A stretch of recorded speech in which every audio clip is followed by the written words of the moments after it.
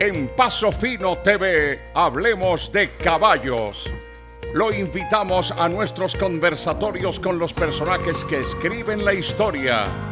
Hablemos de caballos, con quienes viven con y por el caballo. En Paso Fino TV, hablemos de caballos.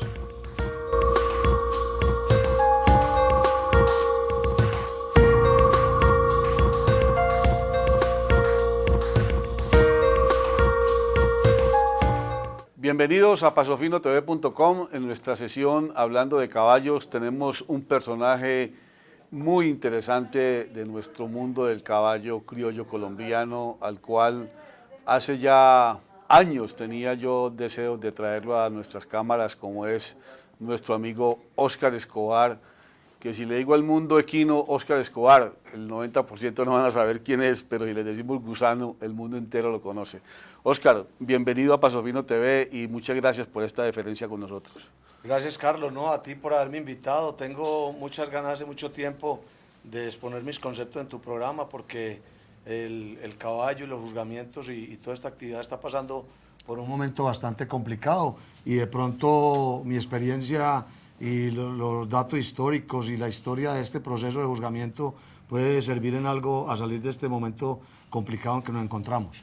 Bueno, Óscar, el caballo nuestro, por ser lo que es, crea pasión, crea afición, pasión, y estamos en una época en la cual yo creo que se está repitiendo porque usted la vivió.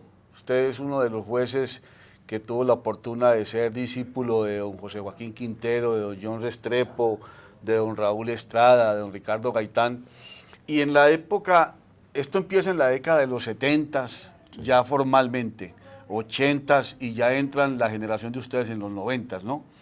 Sí, no, yo terminando los 80, desde el año 80 y pico soy juez nacional, pero sí, después cambia el sistema, que vamos a hablar más adelante de eso. Entonces, en esa década de 70, 80 y mediados de los 90 se implantó el sistema que era el diálogo entre los jueces. Primero eran 2 jueces, luego 3 jueces, se dialogaba, y como tú me explicabas, con un cuarto juez que era un aspirante, pero no tenía voz, no tenía voz, pero no tenía voto. Tenía voz, pero no tenía voto.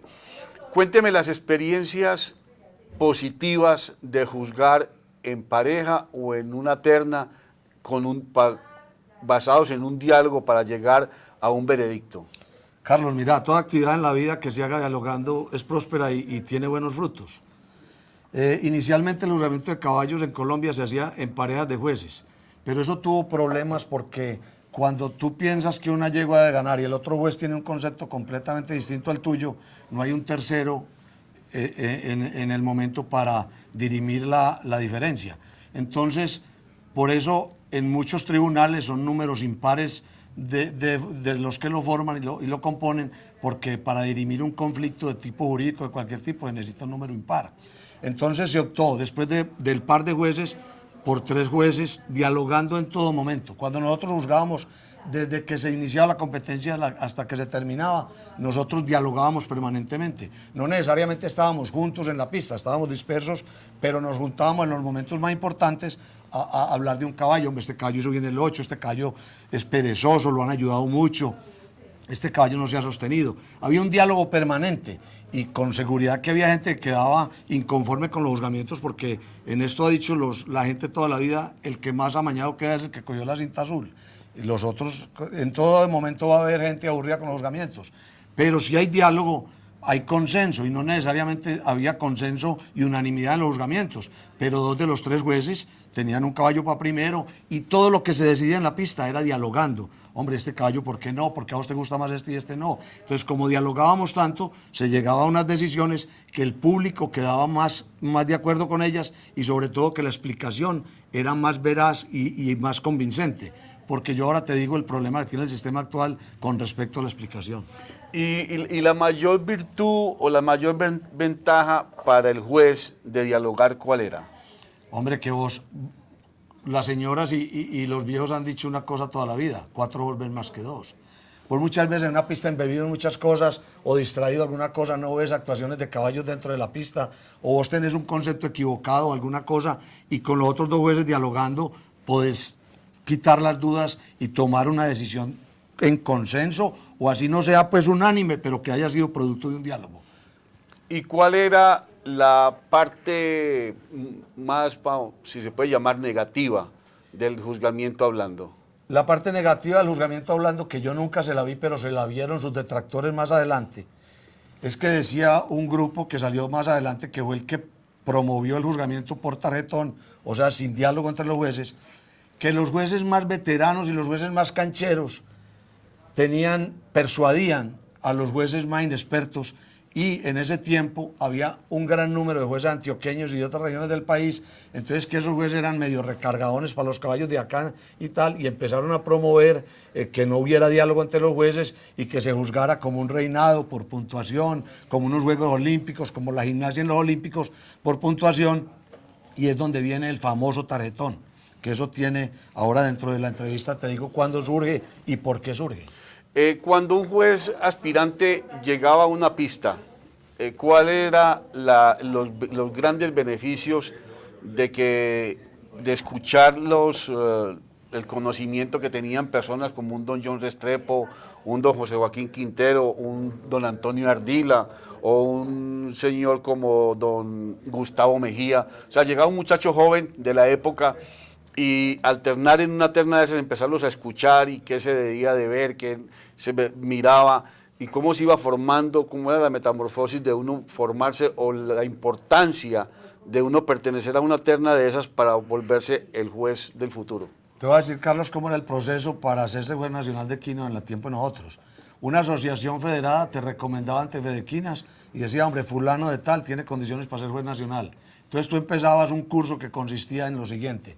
Primero, presentabas la hoja de vida ante la federación y la hoja de vida y unas recomendaciones para ver que era una persona de bien, una persona con buenas recomendaciones, que no vivías única y exclusivamente del negocio de los caballos, eso era prohibido para ser juez nacional. Y ya cuando la federación te da el visto bueno, vos empezabas a juzgar 5 ferias grado B acompañando a un juez nacional. Cuando pasabas esas 5 ferias y el juez nacional había dado el concepto sobre tus juzgamientos, tu capacidad para el manejo del micrófono, de pronto para montar en caso de que hubiera que montar y eso, entonces ya pasabas a otra etapa del juzgamiento que ya no se llamaba juez aspirante, sino juez asistente. Hacías parte de 4 jueces, 3 nacionales que juzgaban en ese momento y tú eras el cuarto como juez asistente. Dentro de la pista tenías voz, podías opinar, pero en la decisión final tu voto no contaba. O sea, tenías voz, pero no tenías voto. ¿Qué ventajas tenía eso? Hombre, yo llegué en el año 80 y pico, siendo un hombre de 25, 26 años, a juzgar con unos tipos, unos señores que para mí eran figuras del caballo en ese tiempo. José Joaquín Quintero Pinto, Antonio Ardila Rodríguez, Mario Castillo Spitia, Luis Fernando Rodríguez Osorio, el doctor Raúl Estrada Londoño. Se me quedan muchos, José Joaquín Quintero era el decano de los jueces nacionales. Entonces un pelado de 25 años, entrar a una pista, a oír conceptos de unos señores con ese recorrido, con esos conceptos de los caballos claros, basados en la experiencia, en haberlos tenido, en haberlos arreglado, en haberlos montado. Hombre, uno se iba formando como juez y hacía realmente una carrera y ahí a lo último, por ejemplo, a los jueces que estábamos aspirando, asistiendo a ser jueces nacional, porque ya el último periodo de jueces era asistente de juez nacional, nos hacían montar. No a unas horas, no a las 2 de la mañana, cuando el coliseo estaba vacío en un caballo capó, no. A mí me tocó cosas complicadas, montar en el Coliseo de Cartagena en una yegua, acabándole de ratificar el título de concurso a las 3 de la tarde, y le hacían a uno examen de cómo montaba, y ya los 3 jueces pasaban un informe a la federación y decían, el señor tiene buenos conceptos, son conceptos sólidos, se ve que conoce de caballos, se expresa bien, tiene buen manejo del micrófono, lo hicimos montar y es un hombre que se defiende montando, porque, hombre, que nadie como juez nacional crea que se va a montar en un caballo en un coliseo con 6.000 personas a las 3 de la tarde un domingo, y que un caballo que no ha montado nunca y que va a ser estrella y que va a montar el caballo mejor que el chalán. Los chalanes son chalanes porque saben el oficio. Yo admiro a los chalanes sobremanera, el hombre que sea capaz de sacar un caballo a una pista y sostenerlo 45, 50 minutos en la modalidad sin dejarlo hacer otra cosa. Yo no creo que los jueces nunca pretendimos ser chalanes, pero en muchas ocasiones se necesitaba para las comparaciones, porque me tocó muchas veces, Carlos, con 2 jueces nacionales aquí en la Feria de Medellín, no voy a decir nombres, un juez con una yegua otro juez con otra yegua y no eran sino dos. Y yo era el tercero, pero estaba haciendo curso asistente, no, mi voto no contaba. Entonces se iban al caso extremo, era montémonos en las yeguas. Se montaban en las yeguas, se bajaban, iba yo les preguntaba, ¿qué hubo? ¿Cómo les fue? Ah, hombre, yo me quedo con la que tenía al principio y el otro juez con la otra yegua. El reglamento daba una condición adicional y era que se podía juzgar el caballo por puntos. Imagine la paciencia de un coliseo lleno, queriendo ver el resultado de una competencia con todo su furor y con todo su calor en ese momento, a que tengan que desencillar dos yeguas dentro de la pista. Y empiecen los jueces aquí sentados con una libreta. Cara, tantos puntos. Cuello, tantos puntos. Orejas, tantos puntos. Inserción del cuello a la cruz, tantos puntos. Línea dorsal, tantos puntos. Conformación del anca, tantos puntos. Aplomos, tantos puntos.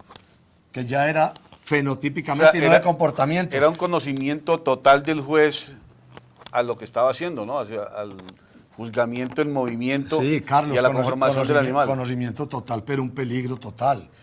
Porque a mí me tocó que aquí en Medellín, una yegua, por ser más grande, le ganó a una yegua más de silla. Porque si empiezan los jueces a pegarse en detallitos de conformación y de cómo tiene la orejita y el cuello, eso es válido dentro de los caballos. Pero unas diferencias mínimas de esas no definen que una yegua sea más de silla que otra y de mejor posterior y una yegua más echada para adelante y más briosa. Y eso no lo definen la crin y la cola y eso. Entonces se daba mucho eso. Por eso se llegó a los 3 jueces. Ya no se volvió a dar casi eso. Nunca se volvió. Con 3 jueces se hace un juzgamiento por puntaje. O sea que esto nos lleva al tema actual que está viviendo hoy el gremio en el año 2016 por el tablero. Sí, O sea, correcto. el primer cambio que hubo fue de ir de 2 jueces a 3 3 jueces. porque como eran únicamente 2 jueces, pues se tenían Pasaban que esas ir cosas, pasaban a esas eso de cosas. los puntos. Sí, señor. El ser humano siempre tenemos la tendencia de rechazar los cambios, sean buenos, regulares o malos, o vengan de cualquier índole. El ser humano, por su naturaleza, rechaza los cambios. Vienen los 3 jueces y siguen en el diálogo. Evoluciona el paso, los caballos de paso colombiano como evolucionaron en la década de los 90. Aparece el criadero La Luisa. Se formaliza el gremio, aparecen unos criaderos importantísimos que ya son industrias. Sí, señor.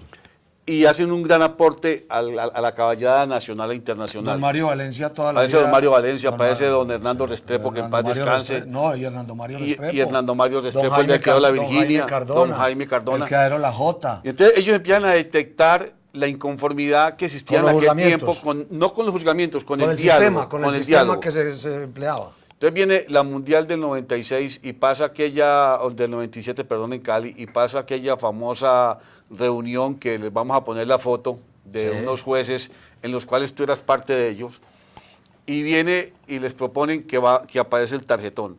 O sea que no podíamos dialogar. Pero no podían dialogar. ¿Cuál fue esa experiencia que ustedes vivieron? Hombre, Carlos, eso nos cayó a nosotros muy mal porque nosotros siempre fuimos amigos del diálogo. Entonces en el año 97, jalonados por esos creadores del Valle muy importantes. Importantes porque yo le voy a decir una cosa.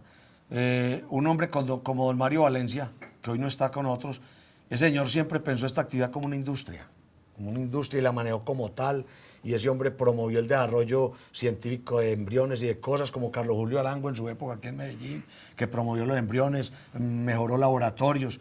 Entonces, fueron gente que le reconozco que echó esta industria hacia adelante, pero ellos tenían un concepto distinto y ellos decían, hombre, los jueces dialogando se jalonan mucho los que tienen más cancha a los que son más nuevos y se dan malos juzgamientos. Entonces, vamos a promover un sistema que se llama el tarjetón y hay 0 diálogo en toda la competencia, los jueces no pueden hablar, simplemente dan un concepto, apuntan por puntaje, se juzga el caballo y tal, entregan los tarjetones, una mesa técnica suma y en base a lo que dijeron ellos sin diálogo se da el resultado.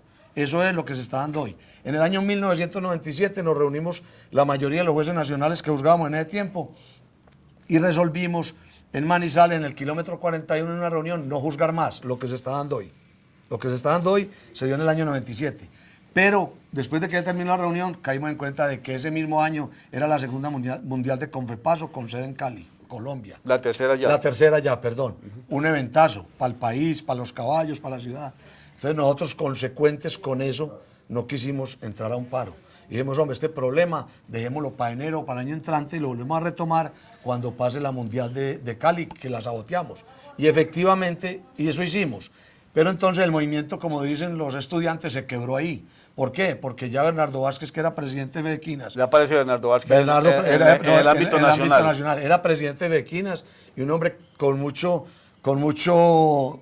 gente que no lo quería, pero un tipo con un don de mando y un manejo político, un hombre demasiado hábil. Y un gran aporte que le hizo a la caballada. Sí, con muchos problemas, pero con Bernardo logró muchas cosas en los caballos en Colombia. Con Bernardo tengo muchos problemas conceptuales, pero no de amistad. Yo no revuelvo personales. los problemas personales, los revuelvo con los problemas conceptuales y soy respetuoso de la crítica y de esas cosas. Y Bernardo hizo muchos aportes. Pero Bernardo fue el que más promovió el sistema por tarjetón y empezó a llamar a los jueces, uno por uno.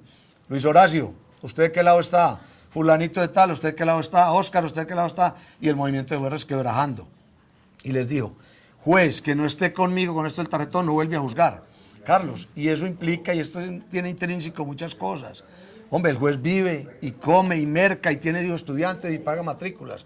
Entonces muchos jueces de eso, viendo que parte de su canasta familiar eran los ingresos por juzgar, hombre, se fueron para el lado de allá y esto se quebró y empezamos a partir del año 98, creo, o no, 98, 97, a juzgar con el sistema del tarjetón que está vigente actualmente.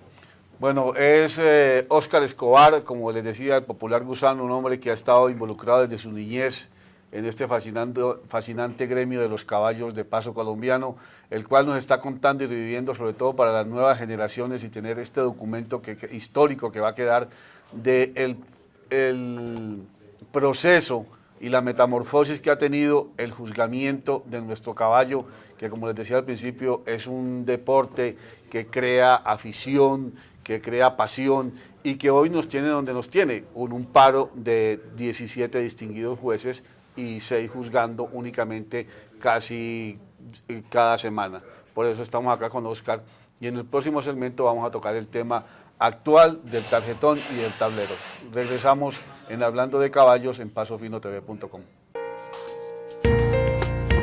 En Paso Fino TV, hablemos de caballos. Lo invitamos a nuestros conversatorios con los personajes que escriben la historia. Hablemos de caballos, con quienes viven con y por el caballo. En Paso Fino TV, hablemos de caballos.